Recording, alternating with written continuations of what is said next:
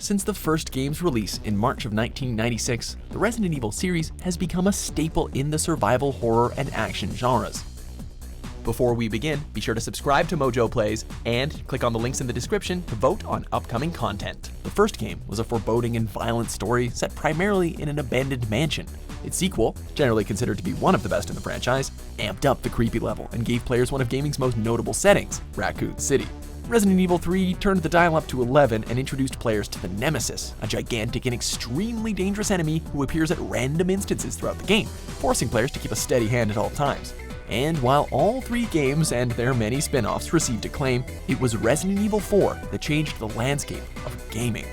Guess that's a local's way of breaking the ice. As good as the preceding three games were, they were criticized on numerous counts, primarily the fixed camera angles, tank-like movements, and limited mobility and aiming.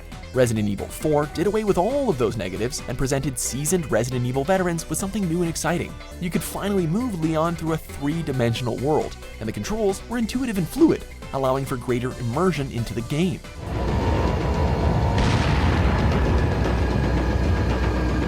This also resulted in more strategic combat scenarios.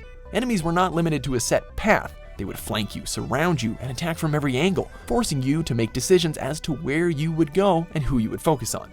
You could also force them into traps or hide in a room and have them crowd the door, allowing you the opportunity to pick them off as they made their way through the bottleneck. The combat wasn't limited to standing still and shooting a slowly approaching horde of zombies, or worse yet, just running past them.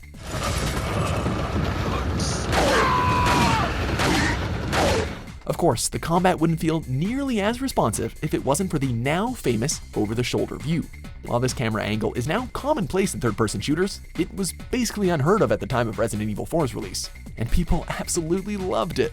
The angle allowed for the sensitivity and accuracy usually reserved for first-person shooters. In previous entries in the series, you were forced to stand very still and simply fire your weapon. And while you could somewhat control the direction of your gun, it wasn't nearly as accurate as the system in place for Resident Evil 4. It gave you complete control over your accuracy and allowed for a more strategic approach. You could now shoot enemies in the head and stagger them, allowing you to move in and finish them off. Or you could pump their chests full of lead and kill them quickly at the expense of precious ammunition. You could even shoot them in the knee and knock them to the ground before stomping their faces into the dirt. Some enemies, like the Regenerators, even required you to shoot specific areas of their body with a specific weapon.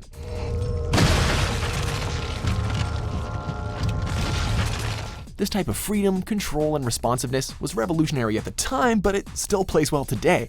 The shooting mechanics in Resident Evil 4 were truly ahead of their time. Of course, these shooting mechanics wouldn't be as fun without some intriguing settings to use them in, and imaginative enemies to use them on. Atmosphere has always been one of Resident Evil's strengths, and Resident Evil 4 is definitely no exception. Every setting in this game is unique, from the dreary brown European village to the foreboding castle to the complex research facility. All of them come complete with their own personalities, strategies, and enemies. This game had it all: crazy humans with tentacles growing out of their heads, dangerous cult members, gladiators with gigantic claws, and yes, those terrifying Regenerators. And yes, of course, there was the Chainsaw Man, who has since become a mascot of sorts for the game. Chainsaw. The boss battles are equally memorable, from the monstrous Del Lago to the disgustingly deformed Mendez to the horrifying Ramon Salazar. The settings, enemies, and boss battles all come with their own set of necessary strategies to keep the game fresh and challenging. Another aspect that helped the game stay fresh was its meticulous pacing. While the first three games of the series could be considered slow, and the later games far too fast, Resident Evil 4 stuck to a perfect balance between action and horror.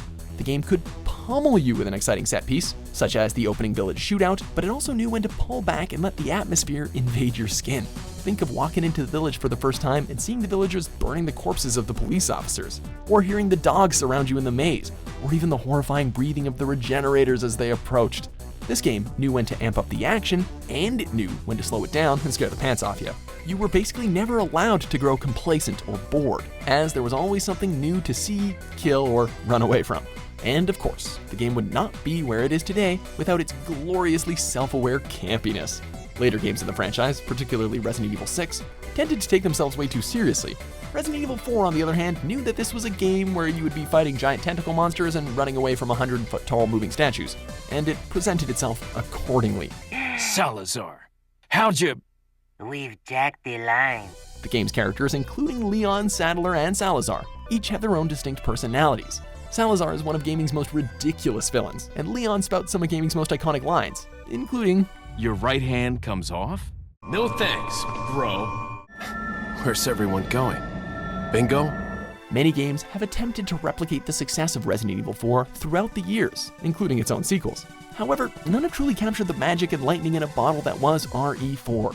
It was a pioneer in the third-person shooter genre, but it also had a lot more going for it than just that. Small world, eh? Well...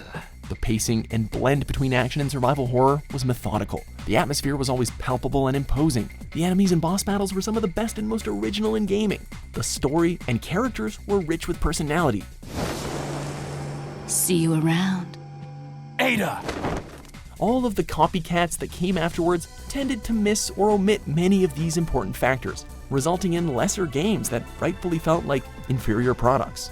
Resident Evil 4 found the perfect balance between revolutionary game design, fun enemy encounters, genre shifts, and story, resulting in one of the best games of all time, and definitely the best Resident Evil game of all time too.